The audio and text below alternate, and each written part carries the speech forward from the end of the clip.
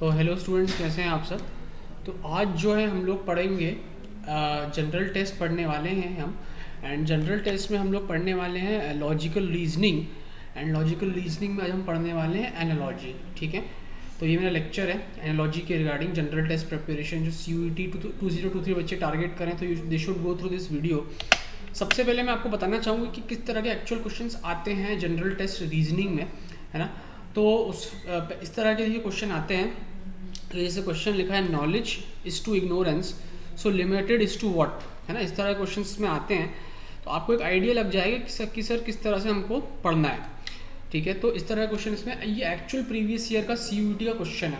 पहले हम पूरा लेक्चर डिस्कस करेंगे 30 मिनट्स में, उसके बाद हम देखेंगे कि इन क्वेश्चन को किस तरह से अप्रोच करना होता है, किस तरह से सॉल्व करना होता है।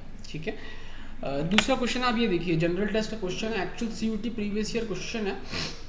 11:143 सो व्हाट इज टू 221। ठीक है, ये क्वेश्चन है। अभी हम ये पहले पूरा लेक्चर हमारा पढ़ेंगे, समझेंगे कि एनालॉजी में क्या चीज़ें होती हैं।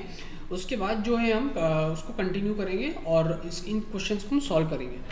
तो आज हम लेक्चर शुरू करते हैं हमारा। हेलो एवरीवन, मैं हूँ सार्थ मारवा एंड हम स्टार्ट करते हैं हमारा लेक्चर। तो देखिए, एनालॉजी में इसीलिए क्वेश्चन किस फॉर्म का रहेगा। In analogy the question will be of the form A is to B is to C is to D। ये फॉर्म रहता है क्वेश्चन का। ठीक है, तो ऐसा रहेगा, A कुछ लिखा रहेगा, B लिखा रहेगा, C लिखा रहेगा, D लिखा रहेगा। जैसे आप देखेंगे प्रीवियस स्लाइड में, जैसे यहाँ पे क्या लिखा है, 11 लिखा है, इस टू 143 लिखा है एंड ये इस टू C इस टू D लिखा हुआ है ना। तो यहाँ पे मैं बोल सकता हूँ कि ये 11 मेरा A है, ये मेरा B है, ये मेरा C मिसिंग है एंड D जो है मेरा यहाँ पे लिखा हुआ है। ठीक है, तो इस तरह से होता है। एंड इसमें बेसिकली हमको करना क्या होता है, एक रिलेशनशिप दी रहती है A एंड B के बीच में, है ना। एक रिलेशनशिप दी रहती है किसके बीच में, A एंड B के बीच में। तो A एंड B के बीच में एक रिलेशनशिप दी रहती है एंड सेम रिलेशनशिप एग्जिस्ट करती है C एंड D के बीच में, है ना। सेम रिलेशनशिप एग्जिस्ट करती है बिटवीन C एंड D। तो हमको क्या करना है, हमको we need to figure out that relation. वो रिलेशनशिप क्या है हमको फाइंड आउट करनी रहती है between C and D। And हमको यूजुअली होता ही है कि C दिया होता है और C से हमको क्या फाइंड करना होता है, हमको D फाइंड करना होता है। ठीक है, तो ये इस तरह से चलता है। एंड हम देखेंगे कि एनालॉजी के जो क्वेश्चन होते हैं, 3 तरह के क्वेश्चन होते हैं। पहला तरह क्वेश्चन जो होता है वो होता है वर्ड एनालॉजी, दूसरा क्वेश्चन होता है नंबर एनालॉजी, तीसरा जो क्वेश्चन होता है वो लेटर एनालॉजी। 3 तरह के इसमें क्वेश्चन आते हैं। अब हम इसको थोड़ा डिटेल में स्टडी करेंगे। सबसे ज़्यादा जो क्वेश्चन आते हैं वो तीनों के इनफैक्ट बराबर आते हैं, word analogy, number analogy, letter analogy.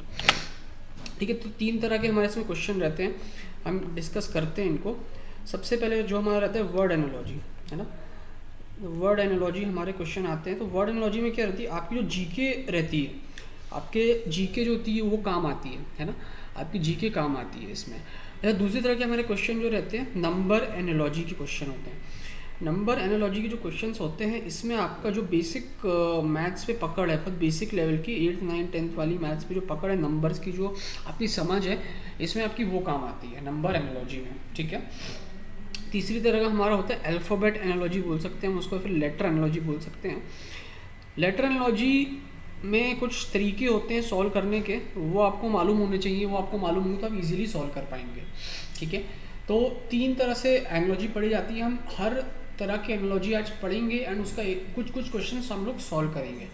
ठीक है, तो आज हम लोग जो है एनालॉजी अच्छे से पढ़ने वाले हैं। पूरा कंटिन्यू करते हैं। ठीक है, पहला क्वेश्चन जो है ये नंबर एनालॉजी क्वेश्चन है एंड CUET में तीनों तरह की एनालॉजी पे क्वेश्चन आता है।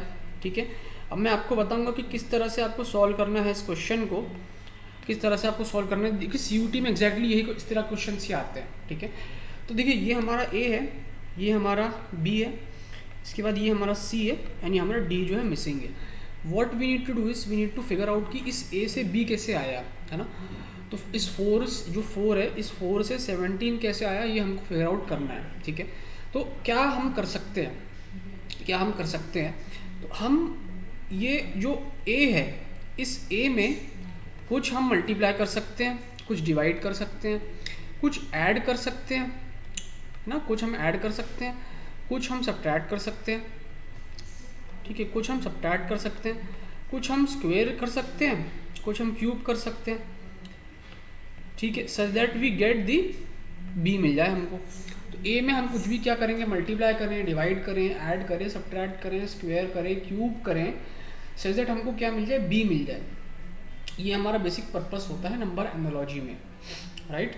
तो अब देखो आप 4:17 है ना, तो इसमें देखो 4 का जो स्क्वायर होता है वो होता है 16, 4 स्क्वायर जो होता है 16 होता है। एंड जो 16 जो है 17 जो है पास में है, तो यदि मैं 16 में +1 कर दूँ तो दिस गिव्स आउट 17। तो हो सकता है जो रिलेशन है ए एंड बी के बीच में वो इस तरह का रिलेशन हो कि b = a² + 1, इस तरह का हो सकता है रिलेशनशिप हो। हम चेक करते हैं, देखिए 7, तो सी और डी में भी वही रिलेशन एग्जिस्ट करेगा जो ए एंड बी में रिलेशन एग्जिस्ट करता है। तो इस लॉजिक से क्या होना चाहिए, देखिए ये मैं आपको समझाने के लिए बता रहा हूँ। असल में आप एग्जाम में, क्योंकि अब मैं पहला क्वेश्चन करा रहा हूँ, तो असल में आप एग्जाम में ऐसे नहीं करेंगे, बहुत स्पीड में करेंगे। तो d = c² + 1 होना चाहिए, यानी कि जो d की वैल्यू होनी चाहिए दिस शुड बी 7² 49 + 1 जो होनी चाहिए 50 होनी चाहिए, है ना। तो इसका जो राइट आंसर हो जाएगा दिस विल बी बी 50। तो इस तरह से आपको सोचना है कि आप ए में क्या मल्टीप्लाई करें, डिवाइड करें, ऐड करें, सब्ट्रैक्ट करें, स्क्वायर करें, क्यूब करें कि आपका बी आ जाए। एंड सेम रिलेशनशिप आपको सी और डी के बीच में भी यूज़ करनी है कि this is how the number analogy questions are solved. ठीक है, एक क्वेश्चन हम और देखते हैं, 6:42 तो 7:what। अब मुझे बताओ 6 से हम 42 पे कैसे जा सकते हैं। तो एक लॉजिकल सी बात है भाई, 6 × 7 = 42, यानी कि हम क्या कर रहे हैं, मल्टीप्लाई बाय 7 कर रहे हैं इसमें। ठीक है, आप सोचो कैसे करेंगे हम इसको। 6 × 7 जो है हम वो इसमें कर रहे हैं, 6 × 7 = 42। लाइकवाइज आपका क्या होना चाहिए, इस 7 में भी हमको 7 मल्टीप्लाई करना चाहिए, तो हमारा आंसर आएगा। तो 7 × 7 = 49, तो आंसर इज़ 49। तो इस तरह के क्वेश्चंस यूजुअली इस तरह क्वेश्चंस आते हैं CUET में, है ना। एंड यही रहता है इसमें। अब हम नेक्स्ट क्वेश्चन पे जाते हैं, क्वेश्चन नंबर 3।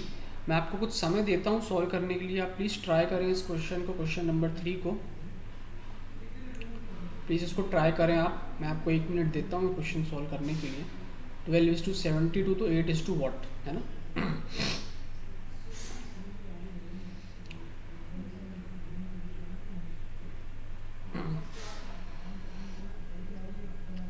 ठीक है, हम डिस्कस करते हैं क्वेश्चन को। देखिए 12 में हमने क्या मल्टीप्लाई किया, 6 मल्टीप्लाई किया, तो हमारा 72 आंसर आ गया, है ना। तो इस हिसाब से देखा जाए तो 8 में यदि मैं 6 मल्टीप्लाई करूँ तो हमारा 48 आंसर आना चाहिए, लेकिन 48 ऑप्शंस में नहीं है। इसका मतलब ये अप्रोच गड़बड़ है ना। This is not the right approach, this is the wrong approach. अब मैं क्या सोच रहा हूँ, देखो 12 में मैंने क्या मल्टीप्लाई किया, 6, तो 6 ही क्यों मल्टीप्लाई किया, और भी कुछ कर सकता था। 6 ही क्यों मल्टीप्लाई किया, 6 इसलिए मल्टीप्लाई किया क्योंकि जो 6 है दिस इज़ 12 / 2 इज 6। तो ये हमको क्या दे देगा, 12 × 12 / 2 दैट इज़ 12 × 6 = 72, है ना। यही चीज़ हमको इसमें करनी है, तो क्या करेंगे हम इसमें, 8 × 8 / 2, ठीक है, इक्वल टू कितना हो जाएगा, 8 × 8, 8/2 हो गया 4, तो 8 × 4 = 32। So answer for this question is 32। ठीक है, तो 32 जो है इसका आंसर है।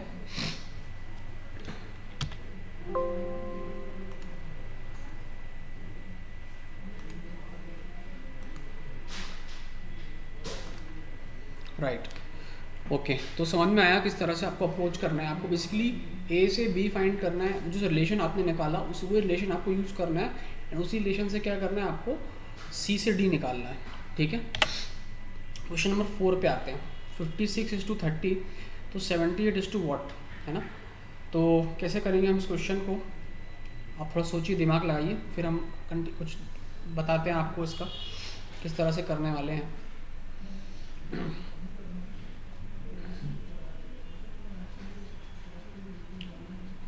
चलिए मैं आई टेल यू। देखो कभी कभी क्या होता है, हमने पहले क्या पढ़ा था कि you have to get B from A using multiplication, division, addition, subtraction. इस तरह से आपको क्या करना है, बी फाइंड करना है ए से। इसमें एक टेक्निक और होती है कि आपको कभी कभी क्या करना पड़ सकता है, आपको ए का डिजिट सम या डिजिट डिफरेंस, है ना, डिजिट डिफरेंस, या मैं कहूँ डिजिट का प्रोडक्ट करके भी आंसर आता है कभी कभी, है ना। डिजिट सम, डिजिट डिफरेंस, डिजिट प्रोडक्ट करके जो है ए से हम बी फाइंड आउट करते हैं, ठीक है। तो इस केस में वही लगना है। आप देखो कि 56 से 30 है ना, 56 से 30 है, तो 56 से मैं 30 कैसे जा सकता हूँ, यदि मैं इसका डिजिट का प्रोडक्ट कर लूँ, जैसे कि 56 को मैं लिख लूँ 6 × 5, तो मेरा क्या आंसर आ जाएगा, 30 आंसर आ जाएगा। ठीक, यही चीज़ आपको करनी है इसमें, है ना। आप और भी तरीके आके देख सकते हो, आप 56 में माइनस भी करके देख सकते हो, आपका आंसर नहीं आएगा, ठीक है। तो इसलिए जो है इसमें ये अप्रोच है कि डिजिट का डिफरेंस करके मुझे देखना पड़ेगा तो मेरा आंसर आएगा। तो इसमें मुझे क्या करना पड़ेगा, 78 का जो डिजिट का प्रोडक्ट आता है वो आता है 7 × 8 = 56। So the right answer for this question is A for Apple 56, ठीक है। इस तरह का क्वेश्चन जो है ये आया है, ठीक है। अब ये हो गया हमारा। तो अभी हमने कुछ क्वेश्चंस डिस्कस करें नंबर एनालॉजी के, एंड मैं आपको बताना चाह रहा हूँ कि हमारा CUET का अभी नया कोर्स स्टार्ट होने वाला है। So you can join our live online course. उसमें लाइव डेली क्लासेस आपकी होने वाली हैं, रिकॉर्डेड वीडियोस आपको अवेलेबल रहेंगे टिल द CUET एग्ज़ाम। इसमें we give you MCQ PDF, इसमें 4500 प्लस 4500 प्लस MCQ PDFs इसमें आपको अवेलेबल रहेंगे। एंड इसके अलावा 20+ ऑनलाइन मॉक टेस्ट रहेंगे फॉर पर subject. So this has English plus general test plus all the domains, accounts, economics, business studies, history, political science, psychology, geography, all सारे domains हैं हमारे पास। एंड जो है सारे हमारे पास इंग्लिश और जनरल टेस्ट भी है, तो आप उसको ज्वाइन कर सकते हो। एंड प्राइस हमने उसका काफ़ी रीजनेबल रखा है। So if you want to join you can contact on the given number 9926803758। अब हम आगे हमारा लेक्चर कंटिन्यू करते हैं। देखो ये हमने जो पढ़ा था अभी था नंबर एनालॉजी, अब हम पढ़ेंगे वर्ड एनालॉजी, है ना। इसको क्या बोलते हैं, वर्ड एनालॉजी बोलते हैं। तो वर्ड एनालॉजी जो होता है ना, इसमें आपकी जीके भी लगती है। यू नीड योर जीके, आपको अपना दिमाग लगाना पड़ता है, जनरल नॉलेज लगानी पड़ती है ना। तो कैसे हम करते हैं, अप्रोच वही रहती है, अप्रोच इसमें वही रहती है कि जो रिलेशन ए और बी में एग्जिस्ट करता है, that relation you have to figure out between C and D, ठीक है। वो रिलेशन आपको फिगर आउट करना पड़ेगा सी एंड डी के बीच में, ठीक है। तो अब आप देखो कि क्या रिलेशन एग्जिस्ट कर रहा है व्हील एंड स्पोक में, है ना। तो व्हील और स्पोक में क्या रिलेशन है कि व्हील हैज़ स्पोक्स। जो व्हील होता है उसमें क्या होते हैं, इस तरह के स्पोक्स होते हैं, ठीक है। तो माफ़ कीजिएगा मेरी ड्राइंग उतनी अच्छी नहीं है। जो व्हील होता है उसमें क्या होता है, इस तरह के स्पोक्स होते हैं। तो इसी तरह से क्या होगा, इसमें क्या होगा, देखो चैप्टर में बुक नहीं होता, चैप्टर हैज़ बुक्स, गलत है भाई। टेबल हैज़ चेयर नहीं, गलत है, टेबल में तो चेयर नहीं होती, टेबल और chair are different things. Star has galaxy, wrong, star तो छोटी चीज़ है गैलेक्सी से, गैलेक्सी हैज़ स्टार्स, है ना, उल्टा हो गया। But house has rooms, house के अंदर क्या होते हैं, जैसे आप देखो ये हाउस है, तो हाउस में क्या होंगे, ऐसे अलग अलग रूम्स बने होंगे, ठीक है। तो हाउस हैज़ रूम्स, ये बिल्कुल राइट फैक्ट है, ठीक है। तो ये आपका जो है डी आंसर हो जाएगा। इस तरह से आपको ये क्वेश्चन सॉल्व करने होते हैं। तो आप क्या देखो, इनके बीच में वर्ड देखो क्या लग रहा है, हैज़ सिनोनिम लग रहा है, एंटोनिम लग रहा है ना। आपको बेसिकली जीके यूज़ करनी है इसमें, ठीक है। नेक्स्ट क्वेश्चन पे आते हैं, लोटस इज टू फ्लावर।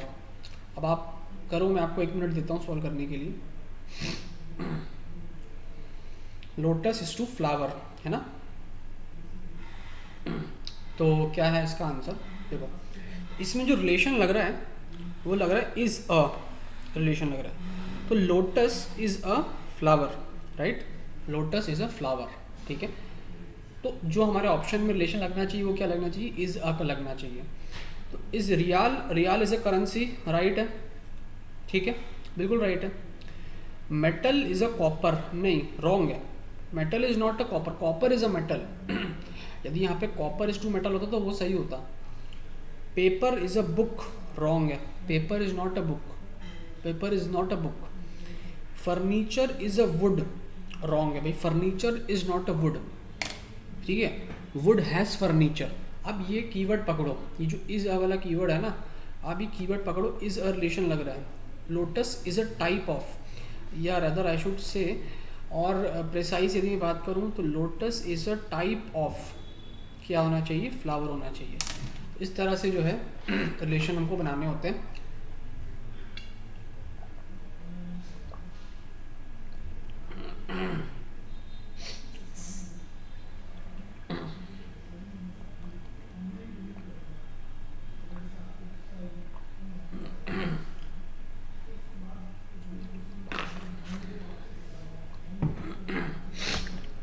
चलिए कंटिन्यू करते हैं आगे। तो इसका आंसर है ए, रियल करेंसी।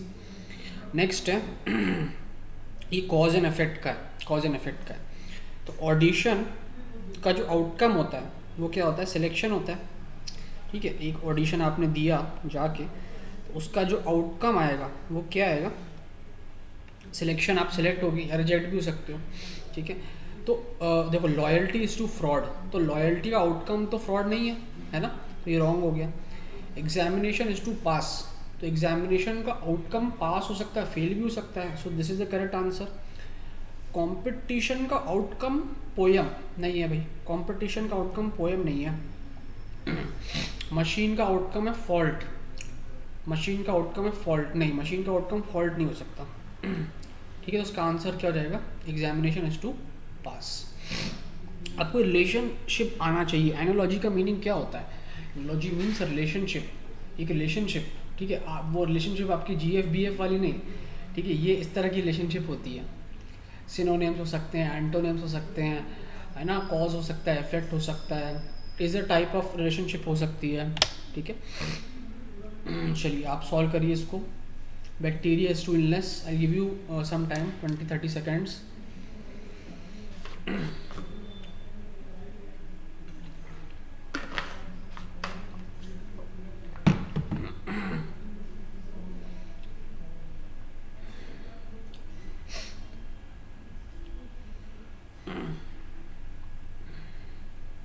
सी बैक्टीरिया, इसमें जो रिलेशनशिप है बैक्टीरियल इलनेस के बीच में, वो रिलेशनशिप है कॉजेज़ की, right. So bacteria causes illness, right, bacteria causes illness. So appraisal causes performance, appraisal मतलब जो असेसमेंट होता है आपकी परफॉर्मेंस का, उसको बोलते हैं अप्रेजल। डस अप्रेजल कॉज परफॉर्मेंस, नो। डस डिजीज कॉज डॉक्टर, क्या डिजीज डॉक्टर कॉज करती है, नहीं करती। अब पेंटिंग कॉजेज पेंटर, नहीं करता। Does carelessness cause error, yes it causes error, carelessness causes error, right. इसका आपका राइट आंसर हो जाएगा डी। तो ये जो हमने पढ़ा अभी, कौन सा एनालॉजी पढ़ा, वर्ड एनालॉजी। अब हम थर्ड टाइप ऑफ एनालॉजी पे मूव कर रहे हैं। थर्ड टाइप ऑफ एनालॉजी, मैंने स्टार्टिंग में आपको बताया था कि 3 तरह के हमारे एनालॉजीज होते हैं। First is the word analogy, second is number analogy, third is the letter analogy. तो नंबर एनालॉजी मैंने आपको पढ़ा चुका है, वर्ड एनालॉजी मैंने आपको पढ़ा चुका है अभी। अब हम मूव ऑन हो रहे हैं थर्ड वाले पार्ट पे, दैट इज लेटर एनालॉजी। तो लेटर एनालॉजी किस तरह क्वेश्चन आते हैं हम आपसे अभी डिस्कस कर रहे हैं, विल बी डिस्कसिंग। चलिए विल बी डिस्कसिंग। देखो इसमें लिखा है, क्वेश्चन लिखा है, select the option that is related to the third term in the same way as the second term is related to the first term. मैंने वो चीज़ बोली, how the first term is related to the second term, you have to find the option in which the third term will be related to the fourth term, है ना। ये आपको option find करना रहेगा, इस तरह से आपको निकालना है। चलिए देखते हैं क्या रिलेशन है। तो मैं बात करूँ,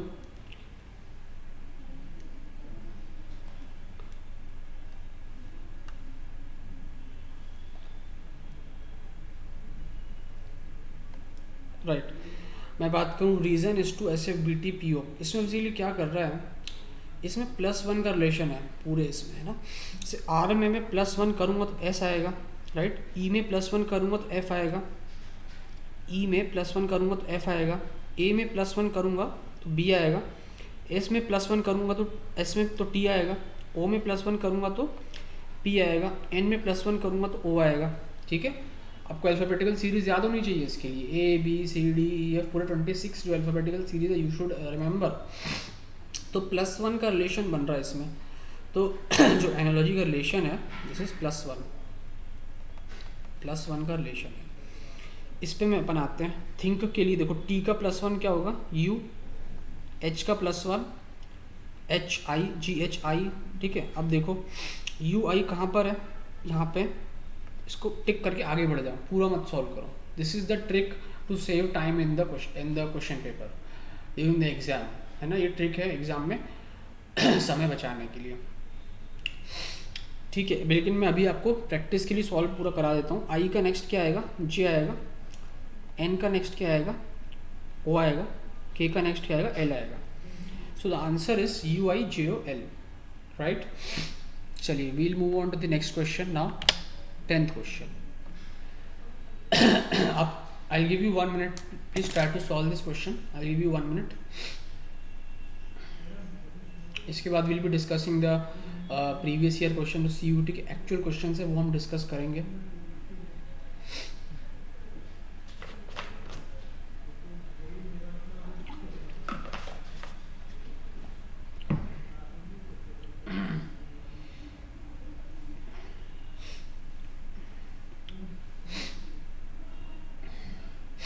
चलिए लेट्स स्टार्ट। चलिए आई होप आपका आंसर आ गया होगा। ठीक है, बी के बाद सी, सी के बाद डी, टी के बाद ई, दिस इज द रिलेशन। अब ई के बाद क्या आता है, एफ आता है। तो एफ को स्पेस दे दिया, एफ को छोड़ दिया, है ना। फिर क्या किया है, जी के बाद एच, एच के बाद आई और आई के बाद जे। ठीक है, किस तरह से समझ में आया कैसे करना है। लाइक वाइज क्यू के बाद आर, आर के बाद एस, एस के बाद टी। अब टी के बाद क्या मैं यू से स्टार्ट करूँगा, क्या नहीं करूँगा, I will give a space, you का मैं स्पेस दे दूँगा। मैं स्टार्ट करूँगा वी से, है ना। वी के बाद मैं करूँगा डब्ल्यू, डब्ल्यू के बाद में करूँगा एक्स, उसके बाद में करूँगा वाई। तो answer is V X W Y, answer is C. ठीक है, V X W Y right answer है इसका। नेक्स्ट आगे बढ़ते हैं। अब हम आ जाते हैं हमारे जो हमने स्टार्टिंग में क्वेश्चंस पुटअप किए थे, जो कि CUT के एक्चुअल प्रीवियस ईयर क्वेश्चन है, उस पर हम वापस आ जाते हैं। चलिए लेट्स स्टार्ट। तो अब ये बेसिकली क्वेश्चन जो है, this is from the letter, this is from the word analogy. यहाँ पे आपको अपना GK लगाना पड़ेगा, वर्ड एनालॉजी क्वेश्चन है। देखो नॉलेज इज टू इग्नोरेंस, ठीक है, नॉलेज इज टू इग्नोरेंस। तो ये क्या सा रिलेशन है, अपोजिट का रिलेशन है ना। Having knowledge is opposite of having ignorance. तो ये कैसा रिलेशन है, अपोजिट का रिलेशन है। इसमें भी हमको अपोजिट ढूंढना है, लिमिटेड का हमको अपोजिट ढूंढना है। तो इमेंस तो नहीं होता, तो लिमिटेड, राइट। लिमिटेड का जो, हाँ सॉरी, लिमिटेड का जो अपोजिट है वो क्या है, इमेंस है। ठीक है, तो इसका जो आंसर है इमेंस। ठीक है, लिमिटेड मतलब जो रिस्ट्रिक्टेड हो, इमेंस मतलब जो खूब सारा हो। तो इसके जो आंसर है वो क्या है, इमेंस। ठीक है, ये देखो, ये जो माइन्यूट है, देखो ये एक्चुअली अपोजिट है। मैं बात करूँ तो ये एकदम अपोजिट है।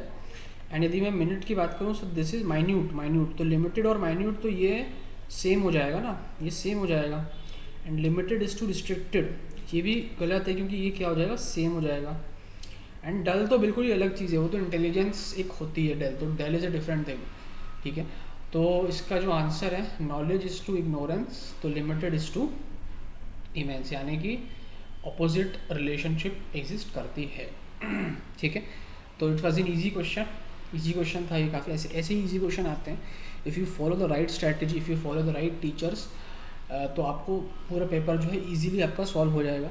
ठीक है, we have given several 100% tailers in CUT this year, we have the top most results. Okay, so अच्छे टीचर से आप पढ़ते हैं तो डेफिनेटली जो है आपका रिजल्ट जो है अच्छा आता है। ठीक है, इस पे आते हैं, इस क्वेश्चन पे। तो अभी मैं पुराना जो मैं लिखा है उसको मैं इरेज कर देता हूँ, ठीक है, राइट। तो देखो 11 से 143 में मैं कैसे जाऊँगा, 11:143। तो आप देखो ये जो है रेशियो है, इसका कुछ रेशियो में कट रहा है। ठीक है, कैंसिल आउट हो रहा है। तो 11 1 ज़ा 11 एंड 11 टू 13 ज़ा, यदि मैं बात करूँ, एक सेकंड, 11 1 ज़ा 11, तो 4 - 1 3, 11 3 30 दिया सी एस। 1:13 का रेशियो है। It's a question on constant ratio. कभी कभी इस तरह का कांस्टेंट रेशियो वाला क्वेश्चन भी आ जाता है, राइट। कांस्टेंट रेशियो क्वेश्चन है, रेशियो है दिस इज 1:13।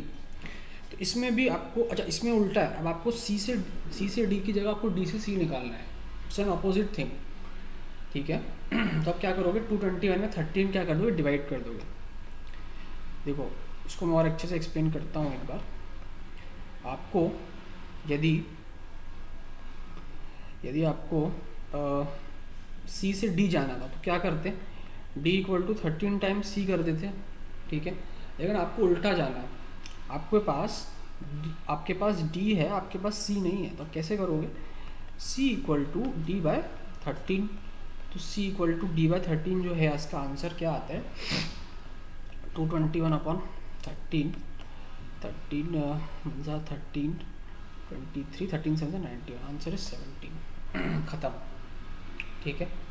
तो इसका जो रेशियो है, द रेशियो इज़ 1:13 का रेशियो यहाँ पे है, ठीक है। तो ये हमारा जो है चैप्टर था एनालॉजी का। अब मैं आपको बता देता हूँ हमारा क्या रहता है। हमारा यदि पेड कोर्स आप परचेज करते हैं, so you can purchase our paid course on the given number 9926803758। You will get the daily live classes. Daily आपकी लाइव क्लासेस होंगी अभी से लेके CUET एग्जाम तक, एक्सेप्ट द बोर्ड एग्जाम वाला समय, ठीक है। This will be the top faculties of India, सबसे टॉप मोस्ट फैकल्टीज़, अच्छे कॉलेजेस, IITian फैकल्टीज़ हैं, IIM सेलेक्टेड फैकल्टीज़ हैं, दिल्ली यूनिवर्सिटी खुद के एल्यूमनाई हैं, अच्छे कॉलेजेस के, नॉर्थ कैंपस के कॉलेजेस के, they will be taking your classes, ठीक है। देन रिकॉर्डेड लेक्चर्स जो होते हैं, they can viewed any number of times, आप कितनी बार भी रिकॉर्ड लेक्चर देख सकते हैं। आपको PDF मिलते हैं, है ना, जिसमें इतने सारे MCQs होते हैं, इतनी प्रैक्टिस कराई जाती है कि आपका सिलेक्शन इंश्योर हो जाए, ठीक है। आप इफ़ द थिंग इज कि if you do the self study तो the matter is all scattered, कुछ यहाँ से पढ़ लिया, कुछ वहाँ से पढ़ लिया, फिर उसमें रिजल्ट नहीं आ पाता। तो इसलिए आपको एक जगह सिस्टमेटिक एक स्टडी प्लान जो होता है वो हम आपको प्रोवाइड कराते हैं इसमें, है ना। आप क्योंकि देखो आप इधर से पढ़ लिया, आप basically it will waste your time, आपका टाइम वेस्ट हो, कुछ नहीं होने वाला आपका। उससे अच्छा एक सिस्टमेटिक, एक ऑर्गेनाइज तरीके से पढ़ो, है ना, एक डिसिप्लिन से लेके पढ़ो। तो उसमें आपको लगता है यार मैंने देखो फ़ी पे करी है तो मैं पढ़ लेता हूँ, थोड़ा ये भी रहता है ना। तो डिसिप्लिन से डेली आपकी लाइव क्लास होंगी तो you will study in a very discipline way, है ना। फिर क्या रहता है, if you go for self study you don't get this live doubt clearing session, आपको लाइव डाउट क्लियरिंग सेशन नहीं मिलता, आपको मेंटरशिप सपोर्ट नहीं मिलती। लेकिन हमारे यहाँ if you join the live batch so you get the live doubt clearing session, you get the mentorship support from these teachers only. ये आपको मेंटर करते हैं, आपकी जो भी डाउट्स होते हैं, जो भी क्वेरीज होती हैं, आपको टाइमली लोग बिल्कुल सॉल्व करते हैं। इसके अलावा आपको मिलता है 20 online mock test for each subject. हर सब्जेक्ट के लिए आपको 20 ऑनलाइन मॉक टेस्ट मिलेंगे। And the thing is affordable price, it's a very affordable, बहुत ही affordable price. If you want to know the price and you want to know the details, please contact on the given number 9926803758 and you can also download our app from Play Store. And जो 20 online mock test for each subject का meaning ये है कि suppose you have enrolled for, suppose you have taken the English plus general test plus commerce, है ना। So for each subject you will get the 20 online mock tests, यानी कि for accounts also you will get 20, economics also 20, business studies also 20 tests, English also, general test, सबके लिए आपको 20 test मिलेंगे, आपको online mock test मिलेंगे। Yes, I think it's a very good opportunity. You should definitely enroll for our paid course and you will get all the things in a very systematic way, ठीक है। So यदि आपको video अच्छा लगा तो please मेरे channel को subscribe करें। Thank you very much.